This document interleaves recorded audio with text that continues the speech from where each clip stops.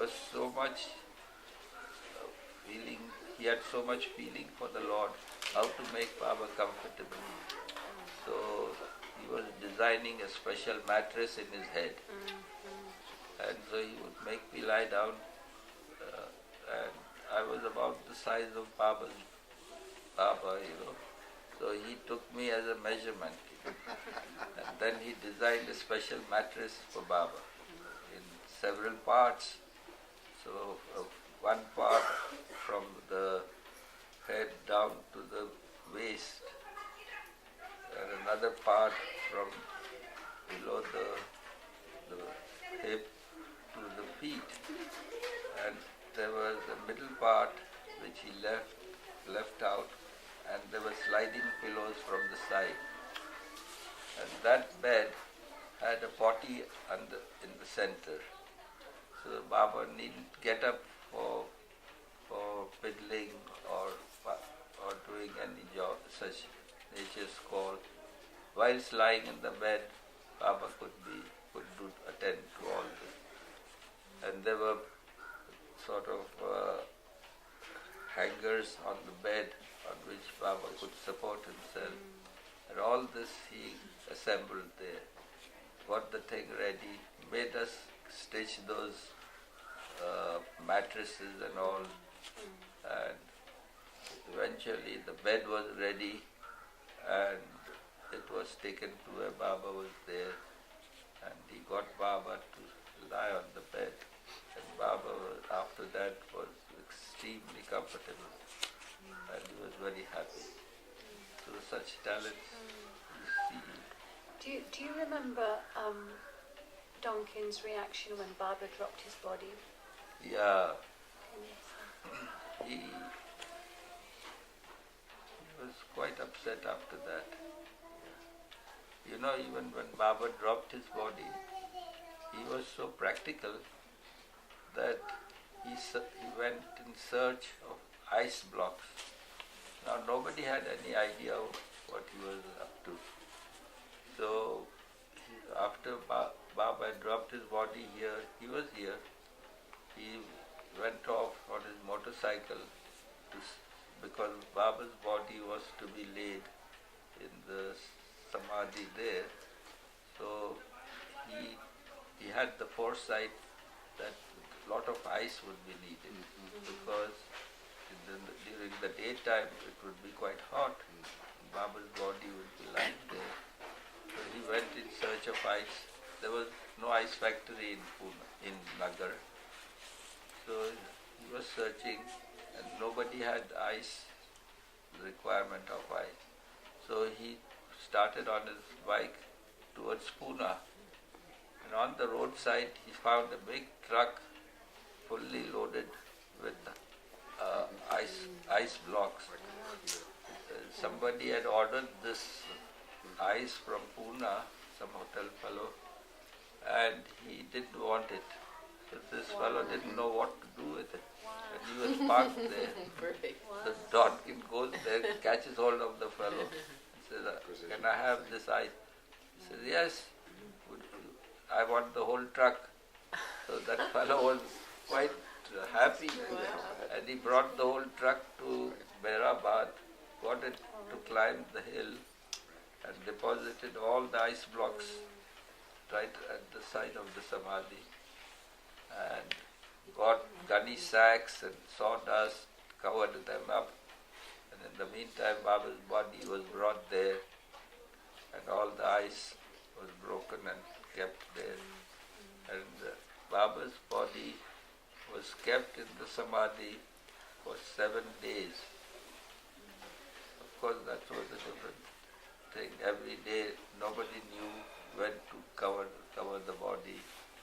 And for 7 days, Baba's body was lying there, quite fresh, with the ice all around. So you would be able to see it in the film. So he had all this foresight. But he died the same year as Baba, didn't he? He felt very much after Baba dropped his body. And he was, towards the end, he was behaving himself like a master. after writing The Wayfarers, he had become like a must. And it was a different dawn altogether after the book was published. So he had become very eccentric. He would keep to his own, only be there for work, otherwise didn't want any crowds around him. And the heat and the sweat he was not used to till the end, despite all that. Yeah. So he would keep to himself, and one day, and he was, I think, having some heart problem or not, which he didn't let anybody know about.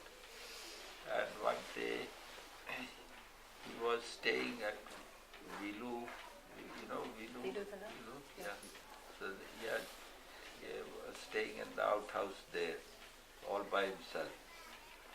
And he had an attendant who would work with him. So this attendant would see to his daily needs and all that. And one day the attendant came in the morning and knocked on the door, and there was no reply. And then he went and called Adi Baba's secretary, and they all went, and then they forced open the door, and they found Donkin lying dead on the bed. He had passed away. It was soon after Baba's dropped his body, I think a few months later. So he took to heart too much, and he couldn't bear the separation anymore. That's how it was. And that's how he ended his life, in the love and service of the Lord till the end. What was the story of the car he had? No, he brought a car in the after the mid 60s. There was a car, a dark brown color, maroon colored car he had brought from England for Baba. Yeah. Baba didn't use it. Baba used it. He used it for a while, not much. But it used to be parked there. The last journey that Baba made from here to Guru Prasad and back was in Donkin's car. And Donkin drove that car. It was a nice Woolsey car. Woolsey, That he brought over from England. So how did he get? What's the story of that? He got it on his own, or what happened? Yeah, he got it imported from England. It's a police car in England, the Woolsey. And he got this special car for Baba to ride. As a boy, I used to go and move around the car and see and enjoy the car. I used to, look at the car. And we were not seeing those kind of cars there. Yeah. It was a beautiful car, very comfortable. And he drove Baba in the last journeys also. Where is Baba it made now? to Guru Prasad. Where is that car? Yeah. Did he ever go back to England in that time? No. He stayed with Baba all the time. Yeah. Well, thank you, Meherwan. That was brilliant. Thank you so much. All right. Thank you so much, Jai Baba. So it's time for us to go. Yes, thank you so much. Thank you so much, Jai Baba. Jai Baba. So the diary, I can't remember, like the Yes. diaries of Donkin's. Yes. That's what we're talking about. Donkin's diaries are being edited into a book. Ward. No, we're doing it complete. Where they speak English. Hey? Where they speak English. So we're doing that. So this is for the This introduction. is fantastic. That was, you had all that nice questions. Yeah. Oh, we can take the mic.